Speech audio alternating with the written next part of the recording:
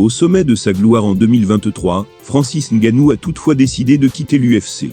Notamment à cause de ses rapports tendus avec Dana White. Plus d'un an après, l'entraîneur du Camerounais vient de s'exprimer sur ce dernier dans une sortie notable. Les histoires d'amour finissent mal, en général. Celle qui initiait Francis Ngannou à l'UFC n'a pas échappé à cette règle, puisque l'ancien champion des poids lourds a abandonné sa ceinture avec fracas. Et ce, afin de prendre son indépendance vis-à-vis de l'organisation. Une décision que Dana a eu bien du mal à digérer, et pour laquelle il lui tient toujours rigueur. En témoignent ses nombreuses critiques à son égard. En quittant l'UFC, et en se mettant à dos son ex-dirigeant, Ngannou a privé les fans de MMA du choc tant attendu, qui aurait dû l'opposer à John Jones. Or 1 an et demi plus tard, cette hypothétique affiche fait toujours parler d'elle. Il faut dire que Dana White a récemment entrouvert la porte pour l'organiser, fort de son rapprochement avec l'Arabie Saoudite. Une éventualité qu'a évoquée Eric Nicksick auprès de Talksport. Voilà ces mots. Je pense que tout est possible, avec la présence de l'Arabie Saoudite dans l'équation. On parle d'argent, et l'argent est roi. Donc si c'est quelque chose qui doit arriver un jour, je pense que ce sera par l'intermédiaire de l'Arabie Saoudite, et de Turquie Al-Sheikh. Je pense que ces gens-là peuvent arriver à faire en sorte que tout ça se matérialise s'ils le veulent.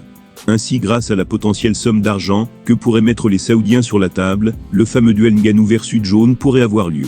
Le coach du Predator pense en tout cas que White serait prêt à mettre son ego de côté pour une telle opportunité financière. Il a ajouté ceci: « Je ne m'attends à rien vis-à-vis de ces trucs-là. Plus rien ne me surprend dans tous les cas donc, si ça devait arriver, ça ne m'étonnerait pas. » Dana est un businessman intelligent. Donc si c'est quelque chose qui fait sens pour lui, et l'UFC sur le plan business, je pense qu'ils le feront. Forcément encourageante pour certains, cette déclaration se voit toutefois rapprochée d'un appel du pied, synonyme de dernière chance, pour relancer la carrière du colosse camerounais. L'un des fans a déclaré que le clan Ngannou était désespéré. Pour Eric Nicksick, l'affrontement de gala entre Francis Ngannou et de John Jones reste bel et bien possible. Et ce si l'Arabie Saoudite se montre prête à sortir le chéquier. Dans ce cas même, l'orgueil de Dana ne pèserait pas lourd dans la balance selon lui.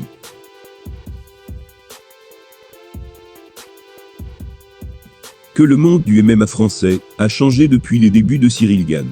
Non seulement la discipline est devenue légale, mais elle est aussi d'une grande popularité. En quelques années, Bon Gamin a vu une évolution majeure. Alors que certaines disciplines commencent à s'essouffler avec le temps, le MMA suit une trajectoire totalement inverse. Les jeunes se passionnent de plus en plus pour ce sport légalisé depuis peu. Ainsi, de nombreux événements qui se déroulent à guichet fermé dans le pays en sont une preuve. Il n'y a pas que l'UFC qui fonctionne chez nous, au contraire.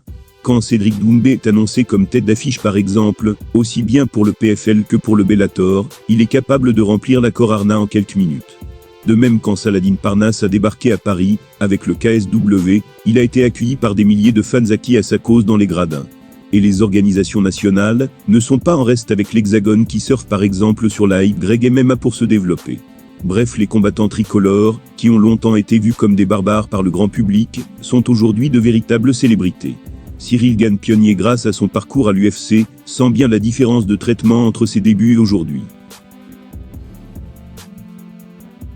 Dans son quotidien, il sent la confiance des institutions à son égard. Il s'est exprimé sur sa chaîne Twitch. Il a déclaré « L'image du combattant de MMA a changé en France, ça y est. Moi quand j'ai commencé, j'étais un peu seul. Les spécialistes me reconnaissaient, mais sinon dans la rue personne ne me calculait. Aujourd'hui je peux voir tous les avantages qu'on a à la banque. Quand je voulais faire un crédit on me calculait pas. Aujourd'hui le combattant est considéré dans tous ces domaines, parce qu'on parle plus de nous. Le MMA ça rapporte de l'argent, il y a des événements, c'est cool. » À ses débuts dans le monde du MMA, Cyril Gane était un inconnu pour le grand public, et une personne peu digne de confiance pour les banques.